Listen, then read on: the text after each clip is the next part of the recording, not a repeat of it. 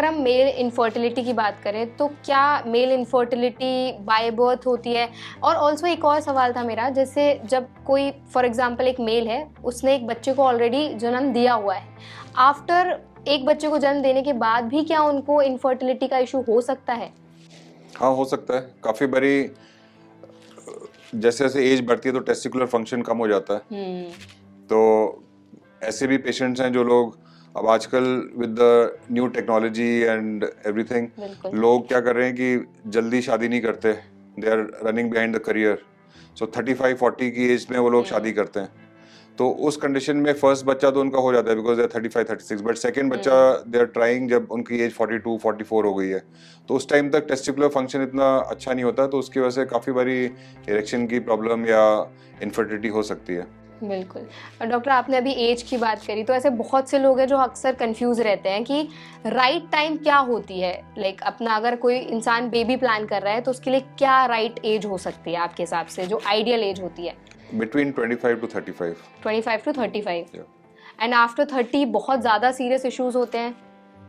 हाँ, मतलब जो वाइफ होती है उसके लिए भी प्रॉब्लम होती है, रिस्क होते हैं बच्चे को कैरी करने के लिए, तो 35 के बाद अवॉइड करना चाहिए। ओके डॉक्टर, अभी आपने वाइफ की बात की, तो मैं एक आर्टिकल पढ़ रही थी, तो उसमें वहाँ पे एक इन्फॉर्मेशन थी कि ज़्यादातर जो मिसकैरेजेस होते हैं वो फीमेल्स की वजह से नहीं होते हैं, it is because of male semen. मतलब कई बार ऐसा होता है कि उनका जो वो स्ट्रॉन्ग नहीं है, तो क्या इसका भी कोई कनेक्शन है? क्या ये सही बात है? नहीं, मिसकैरेजेस सीमेन स्ट्रांग होने की बात नहीं है। काफ़ी बारी जो फर्टिलाइजेशन हुई है वो कितनी अच्छी हुई है, वो उसके लिए मेल्स भी इन्वॉल्व हैं, स्पर्म भी इन्वॉल्व है और एग भी इन्वॉल्व है, तो वो बिल्कुल एग्जैक्ट होना चाहिए तभी बच्चा ठहर पाएगा।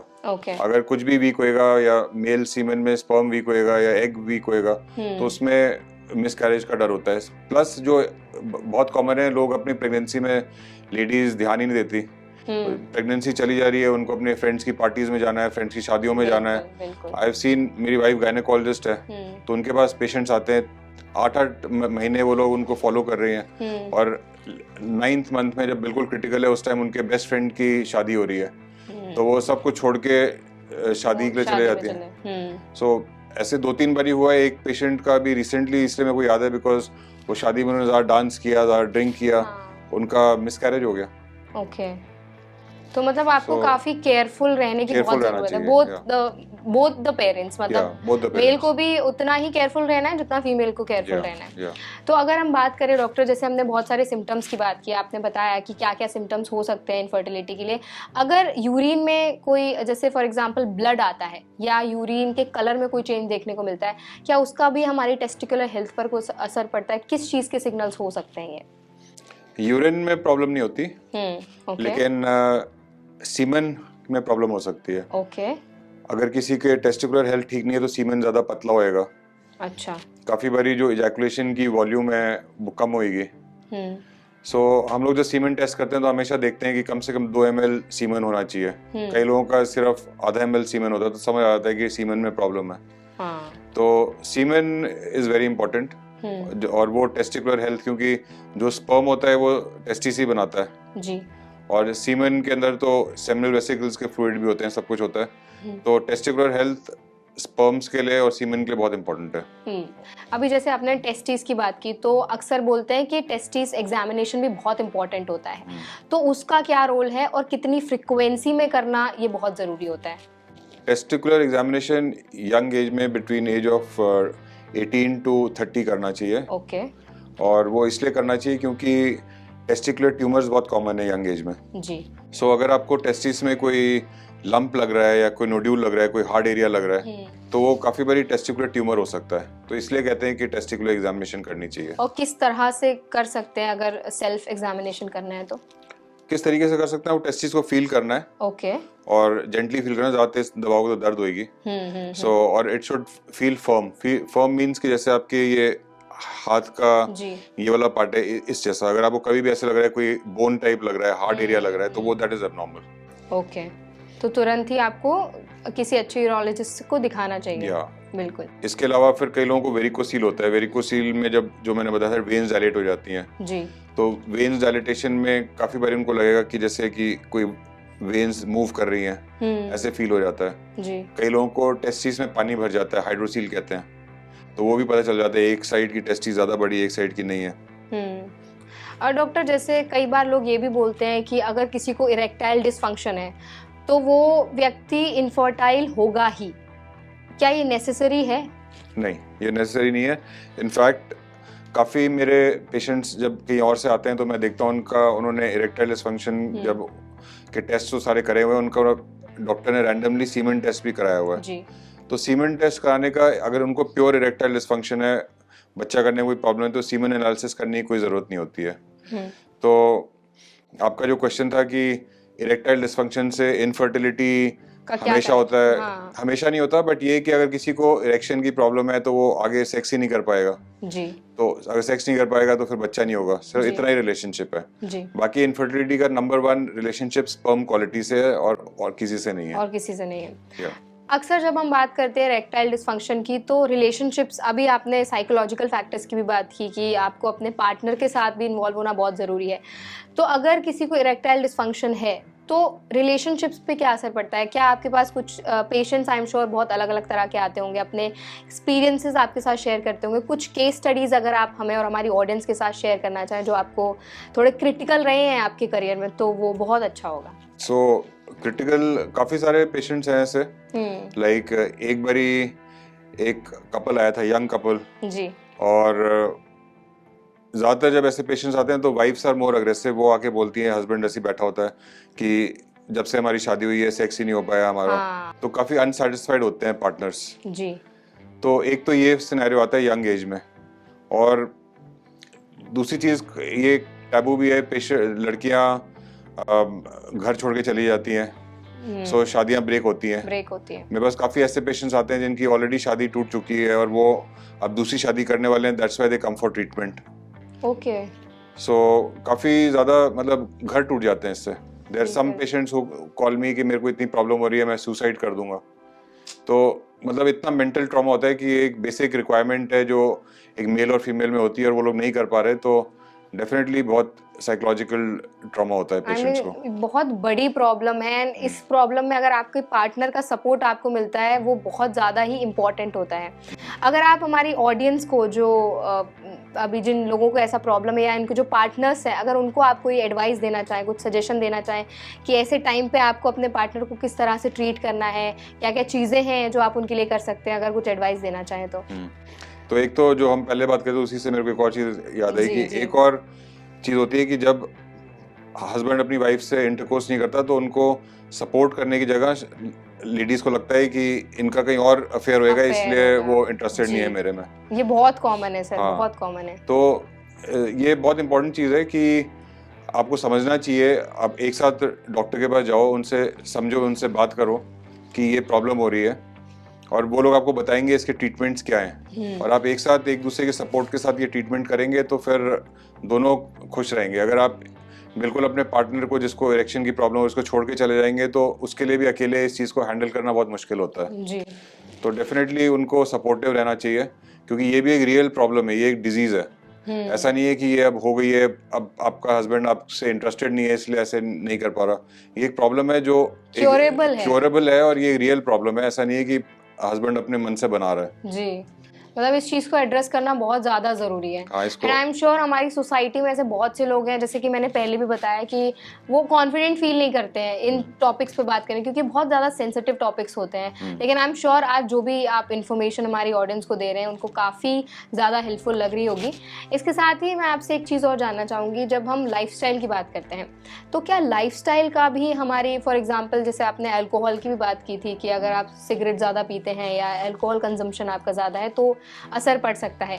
तो किस तरह की लाइफस्टाइल जो है वो अगर एक व्यक्ति अपनाता है तो उनकी टेस्टिकुलर हेल्थ अच्छी रहती है और इनफर्टिलिटी, इरेक्टाइल डिसफंक्शन जैसी जो चीज़ें हैं उनसे वो काइंड ऑफ बच सकते हैं। Number 1 aerobic exercises. ओके, काफ़ी पेशेंट्स को मैं बोलता हूँ कि आप एक्सरसाइज करो तो वो कहते हैं कि मैं रोज़ डेली वॉक करता हूँ। तो वॉक करने से कोई फ़र्क नहीं पड़ेगा, आपको एरोबिक एक्सरसाइज जिससे आपका हार्ट रेट बढ़े जी, कम से कम 30 मिनट्स 3 टाइम्स वीक करनी चाहिए। तो उससे आपका जब हार्ट हेल्दी होएगा तो उससे पंपिंग हार्ट की बेटर होती है, तो पूरी बॉडी में ब्लड फ्लो बेटर होएगा। तो जब पूरी बॉडी में ब्लड फ्लो बेटर होता है उससे पेनिस में भी ब्लड फ्लो बेटर होता है, टेस्टिस में भी होता है, पूरे पेल्विस में ब्लड फ्लो बेटर होता है जी। तो उससे फिर डेफिनेटली इरेक्शंस बेटर होती हैं, टेस्टिकुलर हेल्थ बेटर होती है। तो regular exercise is very important. साथ में कीगल एक्सरसाइज होती हैं जो पेल्विक फ्लोर को स्ट्रॉन्ग करती है, तो वो भी इरेक्टाइल डिसफंक्शन और अर्ली इजैकुलेशन जो प्रॉब्लम्स होती हैं उसमें हेल्प करती है। ओके। इसके अलावा डाइट में अगर आप देखें तो फूड आइटम उसके अंदर डेफिनेटली अल्कोहल कहते हैं कि थोड़ा सा एक आध ड्रिंक पीने से कोई प्रॉब्लम नहीं होती, बल्कि माइंड रिलैक्स होता है। लेकिन आप बहुत ज़्यादा अल्कोहल पियोगे तो उससे जो ब्रेन के रिसेप्टर्स हैं, जो एक्साइटमेंट के रिसेप्टर्स हैं, वो सप्रेस हो जाते हैं। तो आप बहुत ज़्यादा अल्कोहल पी के आप इंटरकोर्स नहीं कर पाओगे। तो क्रोनिक अल्कोहलिज्म से आप एक तो माइंड भी आपका थोड़ा डिप्रेस हो जाता है, प्लस लिवर डिजीज भी होती है जी। तो उसकी वजह से भी आपको प्रॉब्लम होती है, क्योंकि लिवर डिजीज से ऐसे प्रोडक्ट्स निकलते हैं जिससे वो ब्लड वेसल्स डायलेट नहीं होती हैं। इसके अलावा स्मोकिंग में भी ये होता है कि जो स्मोकिंग से जो ब्लड वेसल्स होती हैं वो ब्लॉक हो जाती हैं, क्योंकि ब्लड वेसल्स डैमेज होती हैं और उसके अंदर कोलेस्ट्रॉल, शुगर जमा होती है और उससे फिर ब्लड फ्लो में प्रॉब्लम होती है। तो हार्ट में भी प्रॉब्लम होती है, हार्ट में भी ब्लड फ्लो पूरा नहीं आता, पेनिस में भी ब्लड फ्लो पूरा नहीं आता, तो उससे इरेक्शन की प्रॉब्लम होती है। इसके अलावा फैटी फूड्स अगर आप लेंगे, तली हुई सब्जियां खाएंगे, तो उसमें ज़्यादा कोलेस्ट्रॉल, ज़्यादा फैट आपकी ब्लड वेसल्स में जमा होएगा जी। और उसी से फिर आपकी हार्ट वेसल्स भी ब्लॉक होती हैं, ब्रेन की ब्लड वेसल्स भी ब्लॉक होती हैं, जिससे स्ट्रोक हो सकता है। और सिमिलरली आपके पेनिस की ब्लड वेसल्स भी ब्लॉक हो सकते हैं, जिसमें इरेक्टाइल डिसफंक्शन हो सकता है जी। तो मैं पेशेंट्स को बोलता हूँ, आप जब नेक्स्ट टाइम मॉल जाओगे शॉपिंग करने या ग्रोसरी स्टोर जाओगे, तो आपको वहाँ बहुत सारे केक्स, पेस्ट्रीज, ये आइसक्रीम ये सब होंगी, उनको मत देखो। फ्रोजन फूड उनको मत देखो। आप उस काउंटर पे जाओ जहाँ पे आपको फ्रूट्स मिल रहे हैं, फ्रेश वेजिटेबल्स मिल रही हैं, तो वो वाली सारी चीजें आप लो। डॉक्टर, क्या कोई ऐसे स्पेसिफिक फ्रूट्स हैं या फिर ऐसे कोई फूड आइटम्स हैं जिनसे टेस्टिकुलर हेल्थ को इम्प्रूव किया जा सकता है? या सो नट्स जी, जैसे पीनट्स हो गए या अखरोट हो गए, बादाम हो गया, तो ये सारी चीजें, इनको एक्चुअली मैं अभी पीछे टर्की गया था, वहाँ पे टर्की में एक शॉप के बाहर लिखा हुआ था natural Viagra. So natural Viagra means कि ये सब जो फूड आइटम्स हैं, जैसे नट्स हैं, ग्राउंड नट्स हैं, वहाँ पे मैंने देखा अंदर मिल क्या रहा है कि जिसको नेचुरल वियाग्रा बोल रहे हैं, तो अंदर सिर्फ यही थे, फ्रूट, ये नट्स, ग्राउंड नट्स, वहाँ पे फ्रेश मूंगफलियाँ और ग्राउंड बादाम बहुत अच्छे मिलते हैं, तो वो सारी चीज़ें मिल रहे थे। और वो इसलिए इसको नेचुरल वियाग्रा बोलते हैं, बिकॉज वियाग्रा का भी यही काम है, जो मेडिसिन होती है कि वो बॉडी के ब्लड वेसल्स को खोलती है और पेनिस में ब्लड फ्लो इंक्रीज करती है, जिससे इरेक्शन बेटर आती है जी। तो ये जो सारे चीज़ें हैं, बादाम, ये सारे भी ब्लड वेसल्स को खोलते हैं और नेचुरल ब्लड फ्लो इंक्रीज करते हैं बॉडी में। मतलब जितना ज़्यादा आप नट्स ले सकते हैं अपनी डाइट में, वो ज़्यादा अच्छा रहता है। ऑल्सो सर, अभी आपने इरेक्शन की बात की, तो एक और इससे मुझे सवाल याद आया कि मैस्टरबेशन अगर हम ज़्यादा करते हैं, मतलब जो मेल्स हैं अगर वो ज़्यादा मैस्टरबेट करते हैं, क्या इससे भी हमारी जो टेस्टिकुलर हेल्थ है, इनफर्टिलिटी, इरेक्टाइल डिसफंक्शन कनेक्टेड होते हैं इससे? हाँ, इससे काफ़ी ज़्यादा कॉमन है कि प्रॉब्लम होती है। वो इसलिए क्योंकि देखिए, थोड़ी बहुत masturbation may be maximum once a day is normal, लेकिन कई लोग होते हैं वो एडिक्ट हो जाते हैं जी। मतलब दिन में 5 बारी भी, 6 बारी भी मैस्टरबेट कर रहे हैं। एंड देन एक कॉमन जो प्रैक्टिस है लोगों की, प्रोन मैस्टरबेशन, मतलब वो ज़मीन पर उल्टा लेट के फिर मैस्टरबेट करते हैं। तो इससे क्या होता है कि सारे आपके जो मसल्स हैं, जो पेनिस की मसल्स हैं, सारी में इंजरी होती है, ट्रॉमा होता है, मसल्स में कमजोरी होती है जी। दूसरा, ज़्यादा मैस्टरबेट करने से एक अनरियलिस्टिक एक्स्ट्रा स्टिमुलेशन की आपको आदत पड़ जाती है। बिल्कुल। तो जब आप नॉर्मल इंटरकोर्स के लिए जाते हो, जिसमें एक नॉर्मल सी स्टिमुलेशन होती है, उसमें आपको एक्साइटमेंट ही नहीं होती जी। ये बहुत कॉमन है सर। या सो बेसिकली आपको इतना ज़्यादा मैस्टरबेट नहीं करना चाहिए, और स्पेशली प्रोन मैस्टरबेशन की जो प्रॉब्लम है वो बहुत कॉमन है और वो बहुत गलत आदत है। बिल्कुल, जैसे अभी आपने बताया कि डे में एक बार इट्स फाइन ओनली। अगर हम वीक की, मंथ की बात करें, तो कितनी फ्रिक्वेंसी में जस्टिफाइड है कि हाँ ठीक है, ये आपकी हेल्थ पर बुरा असर नहीं करेगा? तो आपने जैसे मैंने आपको बताया कि वंस डेली इज नॉर्मल, तो मैक्सिमम आप 30 टाइम्स अ मंथ कर सकते हो। ओके, तो वो उससे आपको कोई प्रॉब्लम नहीं होगी? उससे कोई प्रॉब्लम नहीं होगी, और वो भी नॉर्मल मैस्टरबेशन करनी है with hand, but not against the floor और अगेंस्ट द बेड, क्योंकि उसमें ज्यादा प्रेशर पड़ता है, उससे इंजरी हो सकती है। और डॉक्टर, अगर मैस्टरबेशन ना किया जाए तो उससे क्या कुछ असर पड़ सकता है क्या? नहीं, मैस्टरबेशन ना किया जाए तो ऐसा कोई असर नहीं पड़ता, बट अगर आप बिल्कुल ही मैस्टरबेट नहीं कर रहे, सेक्स भी नहीं कर रहे, तो डेफिनेटली आपको कुछ और भी प्रॉब्लम है, क्योंकि आपको कोई स्टिमुलेशन ही नहीं हो रही। अच्छा। सो थोड़ा बहुत मैस्टरबेट करना या इंटरकोर्स करना, it is a normal thing. Okay okay. Doctor, अगर हम ट्रीटमेंट की अब बात करते हैं तो जो इरेक्टाइल डिसफंक्शन है और मेल इनफर्टिलिटी है, इनके ट्रीटमेंट्स किस तरह से होते हैं, इनके लाइन ऑफ ट्रीटमेंट क्या क्या हैं, इरेक्टाइल डिसफंक्शन को कैसे ट्रीट किया जाता है, क्या अलग अलग इनके ट्रीटमेंट्स होते हैं, उनके बारे में थोड़ा बताइए। तो देखिए, सबसे पहले तो इनफर्टिलिटी की अगर हम बात करें तो उसमें सीमेन टेस्ट होता है और हार्मोन टेस्ट होते हैं, देखने की हार्मोन सारे ठीक हैं कि नहीं, या सीमेन में स्पर्म की क्वालिटी ठीक है कि नहीं है। इसके अलावा मेल्स में और कोई मेजर टेस्ट नहीं है। कभी कभी जब आपको टेस्टिस में कुछ प्रॉब्लम लग रही है तो फिर टोटल अल्ट्रासाउंड की वेरिकोसील तो नहीं है देखने के लिए, या कभी कभी क्रोमोसोमल एनालिसिस, क्लाइनफेल्टर सिंड्रोम और ये एब्नॉर्मल क्रोमोसोम्स होते हैं, उसकी वजह से प्रॉब्लम होती है। और जो इनफर्टिलिटी है उसमें सिर्फ मेल्स की टेस्टिंग नहीं जरूरी होती है, फीमेल्स की भी टेस्टिंग जरूरी होती है। हमेशा कपल्स की टेस्टिंग करते हैं ताकि देखने के लिए कि प्रॉब्लम दोनों में हो सकती है। अच्छा, ये बहुत इंपॉर्टेंट पॉइंट है। और ये वाइस वर्सा भी इम्पोर्टेंट है। काफी बारी फैमिलीज में फीमेल पार्टनर को ही ब्लेम कर रहे हैं कि बच्चा नहीं होता, और एक्चुअली फीमेल पार्टनर बिल्कुल नॉर्मल होती है और मेल्स में प्रॉब्लम होती है और वो कोई टेस्ट भी नहीं करता है, उस चीज को हाईलाइट ही नहीं किया जाता है। सो ये तो इनफर्टिलिटी हो गई। और अगर इरेक्टाइल डिसफंक्शन की बात करें तो इरेक्टाइल डिसफंक्शन में सबसे पहले तो एक तो हार्मोन टेस्ट होते हैं। काफी बारी टेस्टोस्टेरोन की कमी से भी इरेक्शन की प्रॉब्लम हो जाती है। आप टेस्टोस्टेरोन का लेवल्स ठीक कर दोगे तो इरेक्शन की प्रॉब्लम ठीक हो जाएगी। उसको कैसे ठीक किया जा सकता है सर? डाइट्स होती हैं, वही सेम कॉमन चीजें ही हैं, रेगुलर डाइट, हेल्दी डाइट, ज्यादा फैटी फूड नहीं खाना, फिर स्ट्रेसफुल एटमॉस्फेयर, जैसे नाइट टाइम वर्कर्स होते हैं, जैसे कॉल सेंटर्स में लोग काम करते हैं, तो उनकी जो डे नाइट रिदम होती है वो डिस्टर्ब हो जाती है, उसकी वजह से भी काफी बड़ी टेस्टोस्टेरोन की कमी होती है।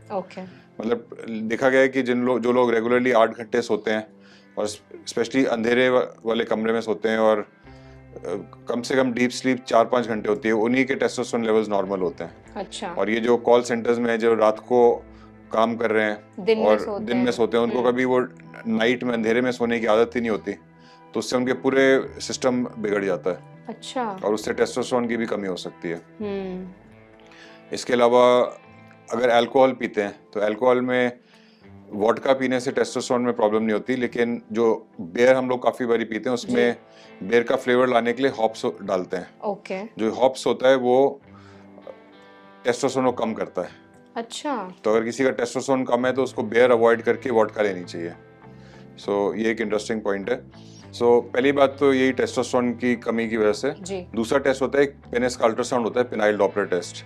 तो उससे पूरी पेनिस की ब्लड सप्लाई चेक होती है और उससे काफी बार इंफॉर्मेशन मिलती है अगर ब्लड फ्लो पूरा आ रहा है कि नहीं आ रहा, या वीनस लीकेज तो नहीं है। तो ये सब चीजें पेनाइल डॉपलर टेस्ट से पता चल जाती हैं। ओके। इसके बाद जब हम ट्रीटमेंट के बारे में आए तो ट्रीटमेंट के अंदर सबसे पहले तो जैसे मैंने बताया कि साइकोलॉजिकल प्रॉब्लम होती है, तो काउंसलिंग बहुत इंपॉर्टेंट है। Counselling, couple counselling is the best. और पेशेंट्स को रियलिटी के बारे में बताना चाहिए कि इरेक्टाइल डिसफंक्शन होता क्या है। उनको घर बैठे बैठे इंटरनेट पे देख के सोचने नहीं लेना चाहिए कि मेरे को इरेक्टाइल डिसफंक्शन ही है जी। इसके अलावा जब सब समझ के भी उनको रियली प्रॉब्लम होती है तो इसके लिए काफ़ी सारी मेडिसिन हैं, जो मेडिसिन काफ़ी सेफ हैं, ऐसी कोई साइड इफ़ेक्ट्स नहीं होते। बट डेफिनेटली इन मेडिसिन के हार्ट पेशेंट्स में साइड इफेक्ट हो सकते हैं। तो अगर आप कोई एज 50 ईयर से ज़्यादा है और आपको ये मेडिसिन लेनी है तो फिर आप डेफिनेटली अपने कार्डियोलॉजिस्ट से और अपने यूरोलॉजिस्ट से कंसल्ट करके लीजिए जी। आजकल काफ़ी बारी ये प्रॉब्लम है कि लोग सीधा जाके फार्मासिस्ट से ओवर द काउंटर दवाइयाँ लेते हैं। तो ये वाली दवाइयाँ अगर आप ओवर द काउंटर लोगे और आप साथ में कार्डियक मेडिसिन भी आप ले रहे हो तो उसमें आपको कोई सीरियस साइड इफेक्ट्स हो सकते हैं which can even be life threatening. इसके अलावा फिर वैक्यूम थेरेपी डिवाइस होता है, पेनाइल इंजेक्शंस होते हैं, पी शॉट होता है और एक सर्जरी भी होती है पेनाइल इम्प्लांट। ओके। तो ये सारे ट्रीटमेंट्स होते हैं, ये सारे काफी डिटेल में ट्रीटमेंट्स हैं, तो इसके लिए तो पूरा दिन ही लग जाएगा। पेशेंट ऑब्वियसली डिफर करते होंगे, पेशेंट टू पेशेंट डिफर करता है। अगर सिंपली बोलें तो काफी सारे लोग काउंसलिंग से और दवाइयों से ही ठीक हो जाते हैं और सर्जरी के लिए बहुत कम लोगों को जरूरत पड़ती है। ओके, मतलब काउंसलिंग अगर अच्छे से हो जाती है तो सर्जरी की नौबत आती ही नहीं है। बिल्कुल। सो ये सब चीजें हैं। बिल्कुल। डॉक्टर एट लास्ट अगर कोई मैसेज आप हमारी ऑडियंस को देना चाहें ताकि वो अपनी टेस्टिकुलर हेल्थ को अच्छे से मेंटेन कर पाएँ, अपना और अच्छे से ख्याल रख पाएँ, जो स्पेशली जो हमारी मेल ऑडियंस है, अगर आप उनको कुछ मैसेज देना चाहें तो बहुत अच्छा होगा। तो एक्चुअली तो हमने इतनी लंबी डिस्कशन करी, उसी में सारे मैसेजेस हैं। अगर हम शुरू से एक शॉर्ट बोलें तो सबसे नंबर 1, आपको कोई भी प्रॉब्लम हो रही है, आप एक प्रॉपर डॉक्टर से कंसल्ट करिए। आप इंटरनेट पे जाके अपने आंसर्स मत सर्च करिए। दूसरी बात, मैस्टरबेशन अगर आप करते हैं तो एक लिमिट में करिए। Prone masturbation is not good. Thirdly, regularly exercise करना बहुत इंपॉर्टेंट है। एरोबिक एक्सरसाइजेस करिए, कोई स्पोर्ट लीजिए, कोई स्पोर्ट खेलिए, that is very good for the testicular health. इसके अलावा हेल्दी डाइट, ज़्यादा फैटी फूड नहीं खाने, ग्रीन लीफी वेजिटेबल्स खानी है, फ्रूट्स खाने हैं, बादाम खाने हैं, नट्स खाने हैं, पीनट्स खाने हैं। ये सब चीज़ें will make you healthy overall and make your testes and your semen quality better.